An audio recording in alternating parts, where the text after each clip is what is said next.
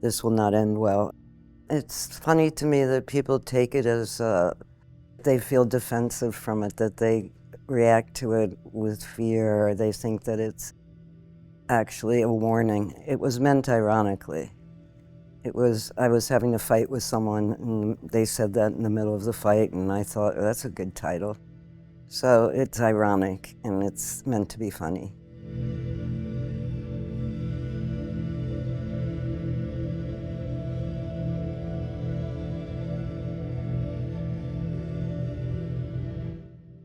The first public I had in the 80s were the people in the slideshow.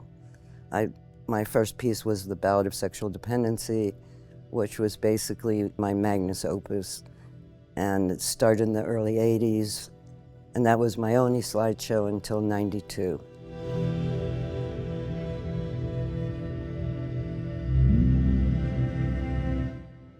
The first audience was the people in the pictures. So they would be in the audience screaming, demanding that I take pictures out that they didn't like of themselves. And it would be a wild audience. People didn't sit quietly. And I would love the Milanese audience to scream and laugh and express their response. It's wonderful to me that generation after generation has responded to this work. I'm amazed by that people keep finding themselves in the ballad, for instance, finding their own lives. And that's what's important to me.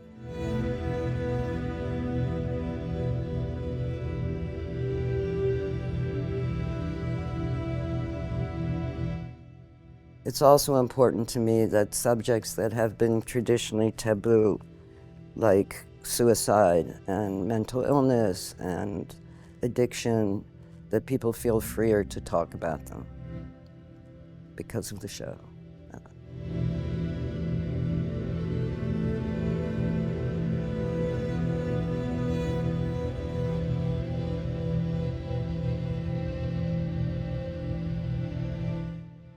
Since the 80s, I've contended that my slideshows are films. Each one is shown as a film made out of stills, and that's the intention. You Never Did Anything Wrong is actually film. It's shot on 16mm film and Super 8. So that's the first incursion into actually using film stock.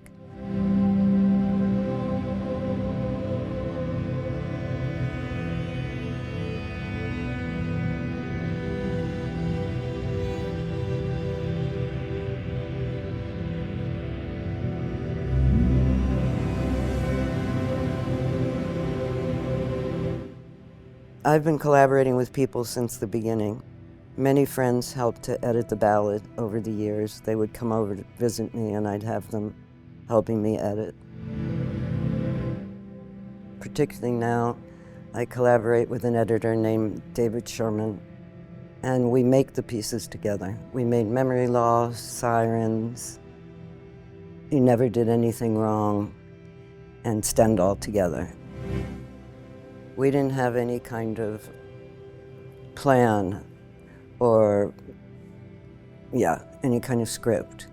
We just edit image by image, like very, according to how we're feeling, very spontaneously, very emotionally.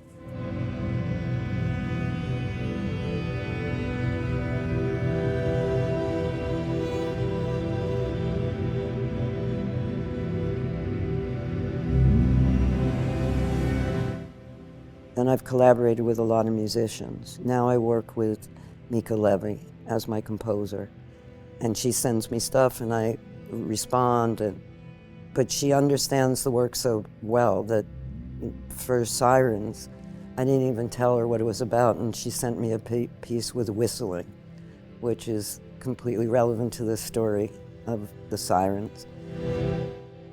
So I collaborate with her very heavily and Soundwalk Collective, who did the music for Stendhal Syndrome and whose music is throughout the exhibition.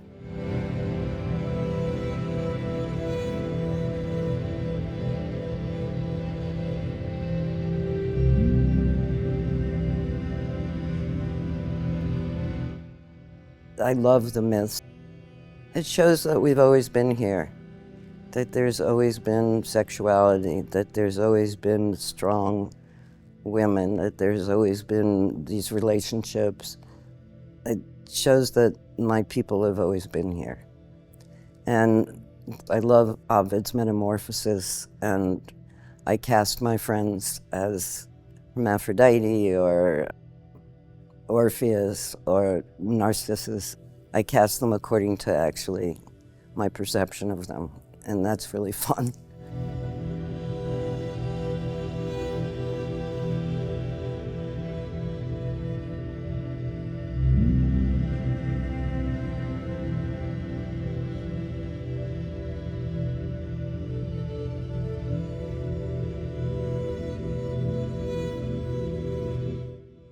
I have to say, this is the best show I've ever had in my life.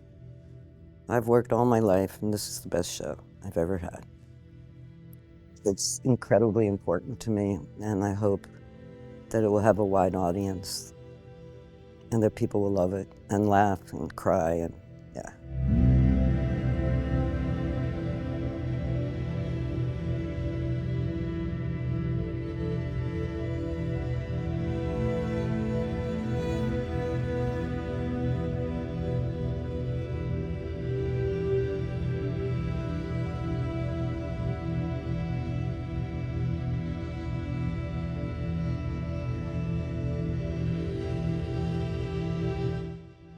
I grew up in a communist family once removed. It was my cousin and my uncle, and they went to jail for union organizing in the 50s.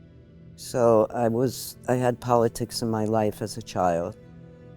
Then, as a little girl, I was marching around the White House for civil rights in the late 50s. In the 60s, I was protesting the war in Vietnam. And then in the late 70s, early 80s, I started the Ballad of Sexual Dependency.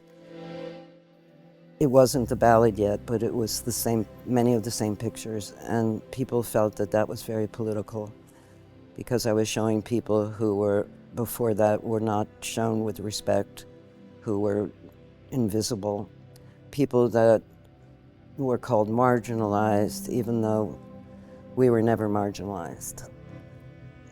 We didn't care about what normative society thought of us, so we weren't marginalized, but people who hadn't been seen, really, and shown with respect. And issues of gender and sexuality and trans people that had not been shown in that way. So that was seen as political. And in the late 80s, many of my friends had died or were dying of HIV/AIDS. And I knew a lot of people in ACT UP. So what I did is I curated the first major show about AIDS in New York that included my community, 12 members of my community who were living with HIV/AIDS or who had died or who had close family who were living with HIV/AIDS. And I asked each person to do a response, their own response, and it was an incredible show. And my friend David Wojnarowicz wrote a scathing, brilliant text about living with HIV/AIDS and the politics of it that was then censored by the government. So I have been political since I can remember.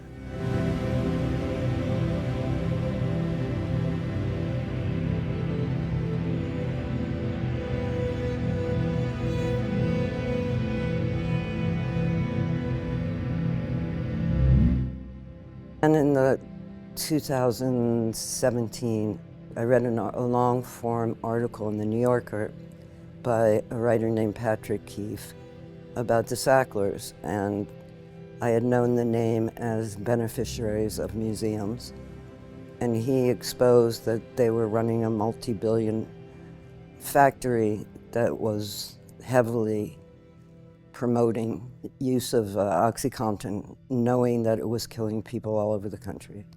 So they ignited the overdose crisis in America. And then in 2018, I started a group called PAIN, Prescription Addiction Intervention Now. because the hard selling of OxyContin in America is what promoted enormous amount of addiction and overdose. It wasn't all from prescription medication, but it was put out very heavily, sold very aggressively, especially in poor areas.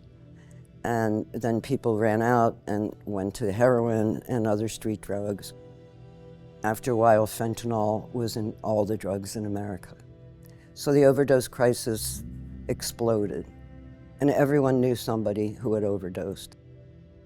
I decided that I wanted to go after the Sacklers where I felt that they lived, which was in the museums. I felt that's what they cared about, their name in the museum. So we organized and mounted these very performative, beautiful protests, first in the Met, and then in the Guggenheim, then at the Fog in Boston, the Louvre, the V&A in London, and we forced the museums to stop taking the money of the Sacklers.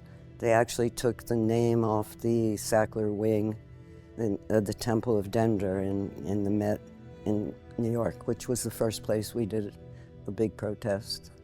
So we were actually a small group that we were like 12 people. We had the journalists on our side, and we had basically society on our side. So it worked really well. It's kind of amazing that this group of 12 people were able to bring down a billionaire family.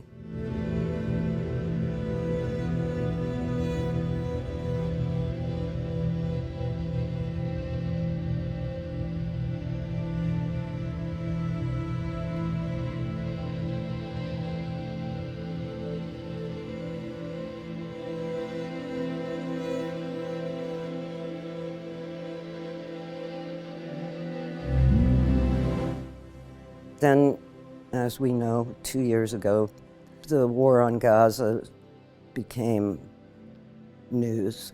I always knew that this was going on, and I had protested in support of Palestine as early as the 80s, and again in the 2000s. So then the war on Gaza exploded, and I have friends there running an animal shelter. It's been very difficult to find any way to help anybody. And nothing that I'm doing helps save one baby. But I raised a lot of money for the animal shelter and that family who I love very much.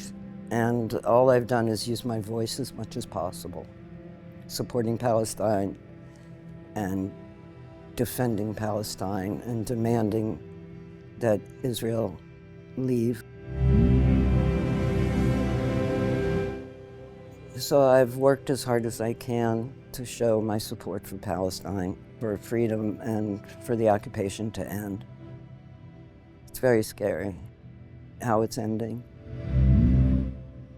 And actually having friends there makes it even harder. So I made this film. I can't really talk anymore about it. I've stopped being able to talk, so I made this film, Gaza, made up of footage from the internet and footage that friends of mine who went to Palestine and the West Bank, Gaza and the West Bank in the past, before. So I show the life before, and then the reels from the journalists who are there, most of whom have been targeted and killed. And then the survival at the end. I mean, the resiliency and people trying to live normal lives in spite of this horror and genocide. I'm very passionate about this, and I feel very impotent in the face of this genocide. The genocide on our phones. It's the first time we've had a live stream genocide. And so many people really do feel passionate about it. And all we can do is scream in the streets.